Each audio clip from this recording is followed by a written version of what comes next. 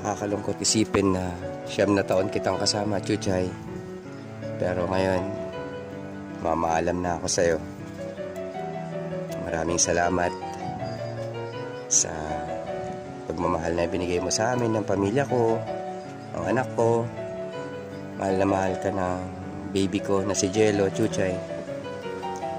Hindi ka namin makakalimutan, Chay. Ikaw lang yung aso namin na sobrang lambing.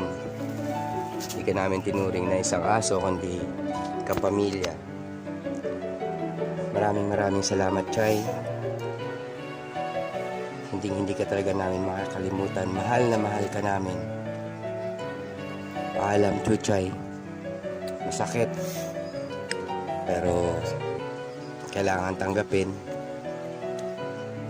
Magpahinga ka na. Sana makapagpahinga ka ng maayos kung saan ka man ngayon. Hindi ko mapigilan ang luha ko. Maraming salamat, Chay. Para sa lahat po ng merong alagang aso, mahalin niyo po silang mabuti dahil yung pagmamahal po na binibigay ng mga alaga nating aso ay wala pong katumbas. Napaka sakit tanggapin na wala na po ang mga mahal natin sa buhay, mga alaga natin. Pero tulad po ng sinabi ko, hindi po natin sila makakalimutan sa lahat ng oras, sa lahat ng panahon. Habang nabubuhay tayo, mananatili sila sa alaala natin. Siya po yung aso ko na si Chuchay. 9 years po namin siyang kasama. Nagkasakit po siya. Ginawa po namin lahat. Pero talagang namaalam na po siya.